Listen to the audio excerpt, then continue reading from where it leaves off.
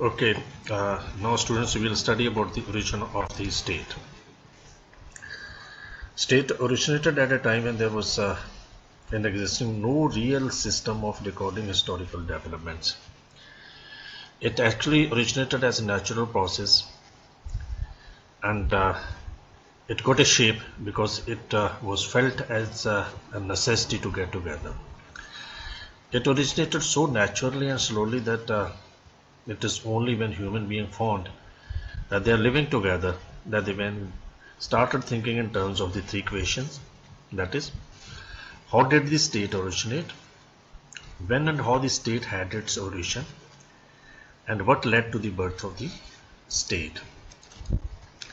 There are various theories which are doing the rounds, or which have been accepted by the political thinkers as far as the origin of the state is concerned. Initially, people began to think of state as a divinely ordained institution. That is, the God has sent this institution on this earth.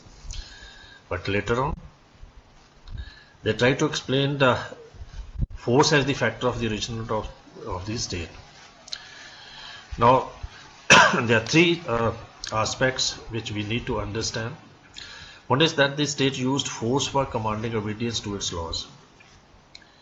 Force as the basis of origin of the state. Then Hobbes, Locke and Rousseau, they found out that state was a machine or an organization which came into being as a result of the social contract, that is the contract which the people made. Later on, the historian and the sociologist, they started explaining the origin of the state in terms of expansion of the family, and they put forward the matriarchal and patriarchal theories of origin of state. That is, the state came into existence because of the position which was enjoyed by the head of the family, and now it is accepted that it is a result of the historical evolution that over a period of time the state came into existence. Then as far as the first theory, that is the divine origin of the state, is concerned, this theory seeks to advocate that the state is the creation of the God. The God has created the institution of state, that the kings, they rule the state by the God's will, and God has authorized them and God has ordered them to rule the people. That way, the state is a divine and not a human institution, and is ruled by the king on behalf of the God. So that it advocates that the commands of the king, everyone has to obey as the dictates of the God. And if anybody disobeys it, it is taken as a sin, as a crime. And king rules and is accountable to God only for his rule, and in case he commits any atrocities, the God will punish him and not the individuals. This is what the statement of the theory of origin of the state advocates. Then there are the main advocates of the origin of the theory. We will find in the religious scriptures, or it has been accepted as a form by all the religion, by all the important groups of the world. Firstly, Jews and the divine origin theory. The Jews were the first to accept and advocate the theory. It has been a part of the Old Testament, which records that God appoints the king, and he alone has the power to remove the king from the throne. And king is responsible to the government and not to the people, and it is the duty of the people to obey him. Next is as far as Hindu scriptures, Manu Smriti records that though the king is a human being, no one should disobey or hate him because he is God in human form. As far as these Hindu scriptures, they describe the king as the incarnation of God vision. Then divine origin theory of the state and the Greeks and the Romans. They also advocate that God rules the state indirectly through his agent, and state could not be formed without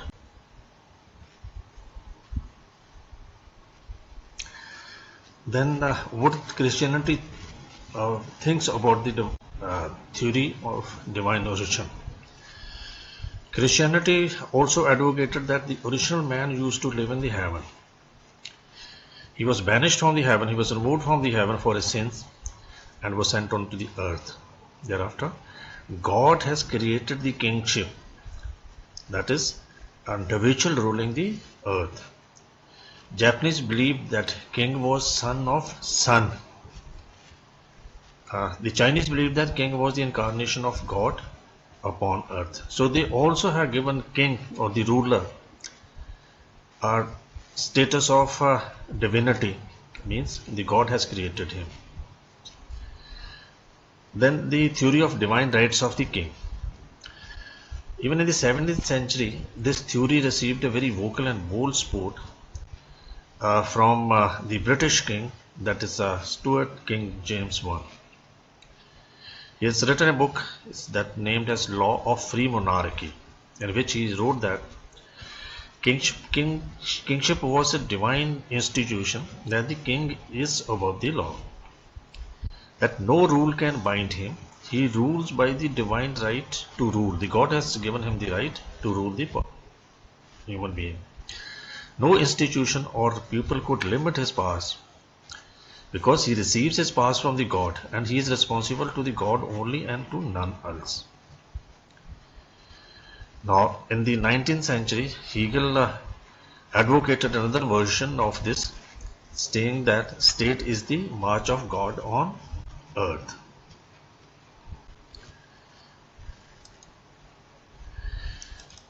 Now, the features of the divine origin theory. Some of the features of have been listed on your slide, you see to it. That state is a creation of God.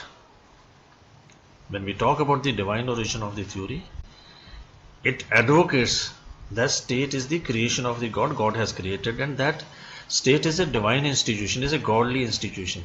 This institution has been sent on earth by the God himself, and that the king, as an agent of the God, rules the earth. So king is an agent of the God. The king rules by the divine right to rule. He has got the right given by the God to rule the people. King has the divine rights to issue commands. The commands of the king are authorized by the divinity, by the God, and which are laws and which have to be obeyed by all of us. That a monarchy is hereditary. The king or the kingship is hereditary from one generation to it gets passed on to the other generation. No person can question that. That no one can divest the king of his rights. He cannot be divested, or his rights cannot be taken by anyone.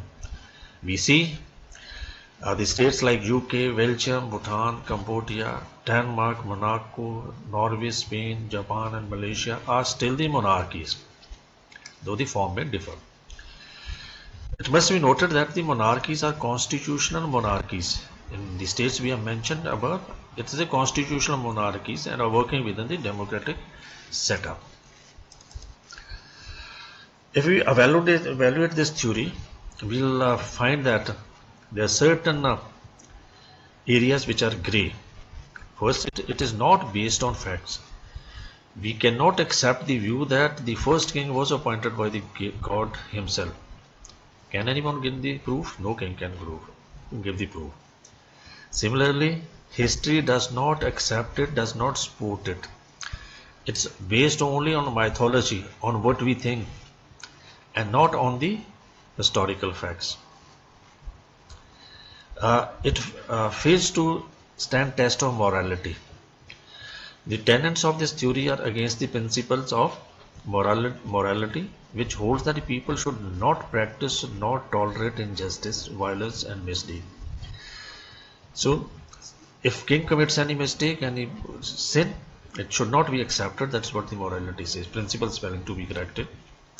It explains kingship only. It offers no theory of democracy. It doesn't say anything about democracy. Ancient times also the democracy was there. It was practiced. like the Panchayati. Next we see that this theory is against democracy. It supports the principle of divine rights of the kings, and divine rights of the kings are against the principles of democracy or the principle of sovereignty of, or the popular will, that is the sovereignty of the people. So it is against that, so it cannot be accepted. Next, it is a religious and not a political theory. Its basis are religion, and it is advocated on the basis of religious scriptures and mythologies. The contents of this theory are primarily mythological, so it fails to recognize that the state and the government are political institutions of the society and important institutions of the society. It fails to do that.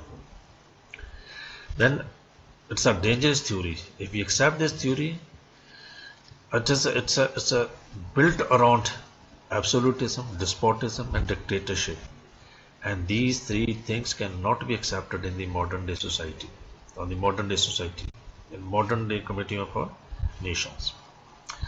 Then it's not applicable to modern state.